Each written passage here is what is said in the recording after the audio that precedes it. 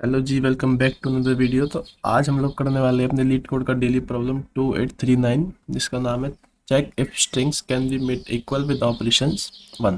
Question काफ़ी easy है। Question में कह रहा है कि आपको दो स्ट्रिंग्स दी गई हैं, दोनों की जो लेंथ है वो 4 है, और आपने क्या करना है, आप किसी भी स्ट्रिंग के अंदर दो इंडेक्सेस पिकअप कर सकते हैं, आई एंड जे, और आई और जे का जो डिफरेंस है वो होना चाहिए 2।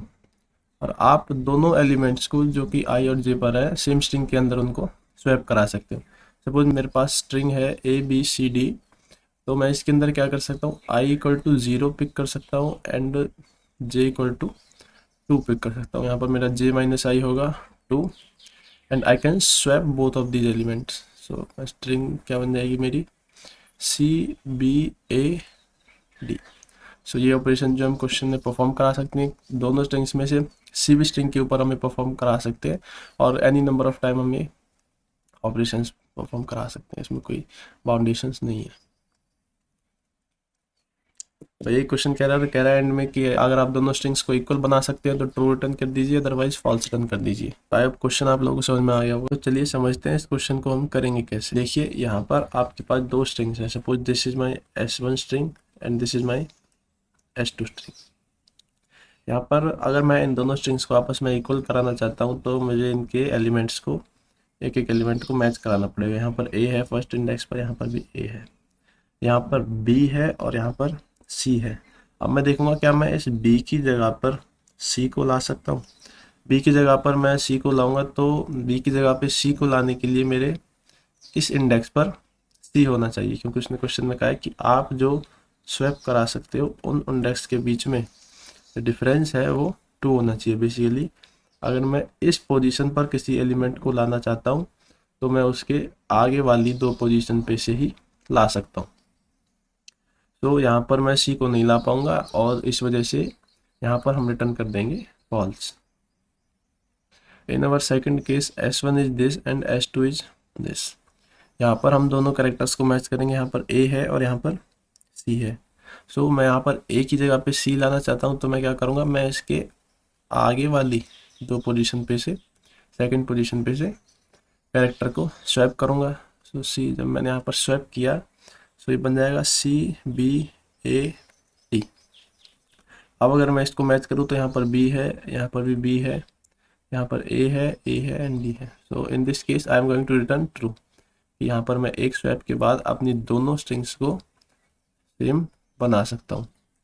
इन third case if I have a hair, so यहाँ पर मुझे क्या चाहिए, डी, और मैं यहाँ पर लेके क्या आ सकता हूँ, ओनली सी। डी में नहीं ला सकता क्योंकि इंडेक्स का डिफरेंस जो है वो 3 हो जाएगा। तो इन सच अ केस जब मेरा डी जो है वो ऑड इंडेक्स पर है और उसकी रिक्वायरमेंट जो है वो इवन इंडेक्स पर है, तो मैं रिटर्न करूँगा फॉल्स। यही क्वेश्चन का मेन कैच है कि अगर मेरा कोई भी element, if for any element जो रिक्वायरमेंट है वो है मेरी इवन इंडेक्स पर, और जो मेरा एलिमेंट एक्चुअल में प्रेजेंट है वो है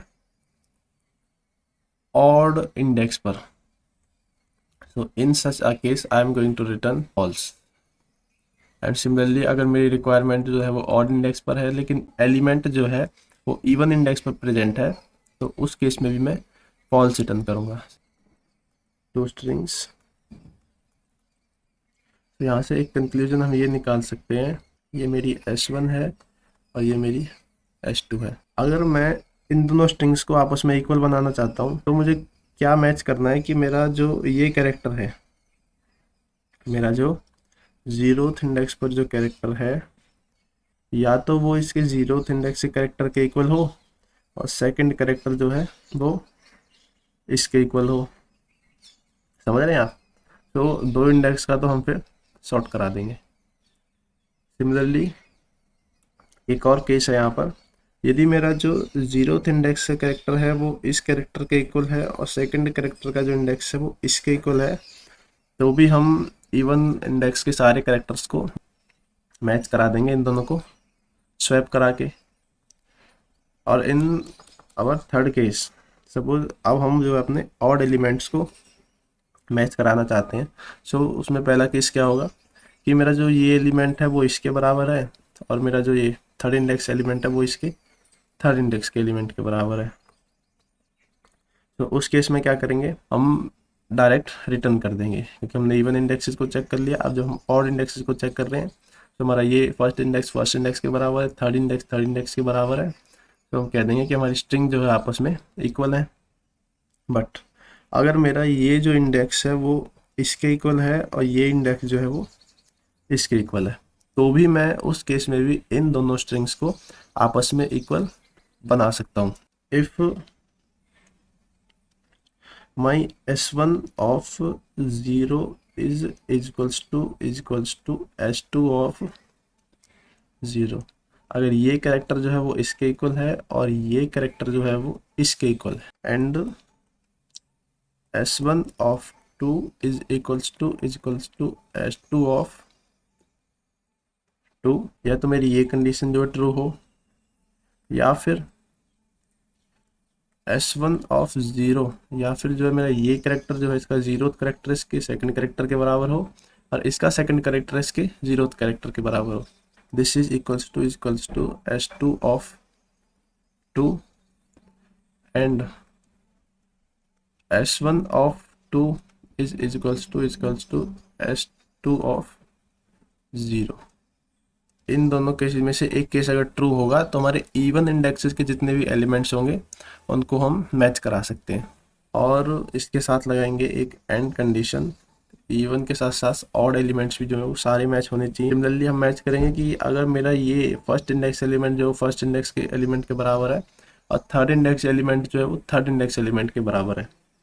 if my S1 of 1 is equals to S2 of 1 and S1 of 3 is equals to S2 of 3, या फिर मेरा जो फर्स्ट इंडेक्स का एलिमेंट है वो थर्ड इंडेक्स के एलिमेंट के बराबर होगा, थर्ड इंडेक्स का एलिमेंट जो फर्स्ट के बराबर होगा, तो मैं इन दोनों को आपस में स्वैप करा के तब भी एलिमेंट्स को इक्वल बना सकता हूँ। If my S1 of first is equals to S2 of 3 and S1 of 3 is equals to S2 of 1, उस केस में भी मैं अपना ट्रू रिटर्न कराऊंगा। सो अगर दोनों जगह से ट्रू आएगा तो हम फाइनली ट्रू रिटर्न करा देंगे, अदरवाइज हम फॉल्स रिटर्न कराएंगे। अगर इनमें से एक भी केस ऐसा मिलता है, सपोज या तो ऑड की कंडीशन फेल हो जाती है या फिर इवन की कंडीशन फेल हो जाती है, तो हम उस केस में फॉल्स रिटर्न करा देंगे। आई होप आप लोग को समझ में आ गया होगा। चलिए अब इसको कोड करते हैं। रिटर्न S1 का 0th कैरेक्टर जो है वो S2 के 0th कैरेक्टर के इक्वल है एंड S1 का सेकंड कैरेक्टर जो है वो S2 के सेकंड कैरेक्टर के इक्वल है, या फिर हम उनको स्वैप करा के इक्वल करा सकते हैं। तो S1 ऑफ 0 जो है वो S2 ऑफ 2 के इक्वल है एंड S1 ऑफ 2 जो है वो S2 ऑफ 0 के इक्वल है। और यहाँ पर हम लगाएंगे अपनी एक एंड कंडीशन कि ये तो हो गया मेरा इवन का रिजल्ट, अब मुझे चाहिए अपने ऑड का रिजल्ट। अगर ऑड और इवन दोनों से ट्रू रिटर्न होगा जब भी मेरा एंड जो है वो ट्रू रिटर्न कराएगा।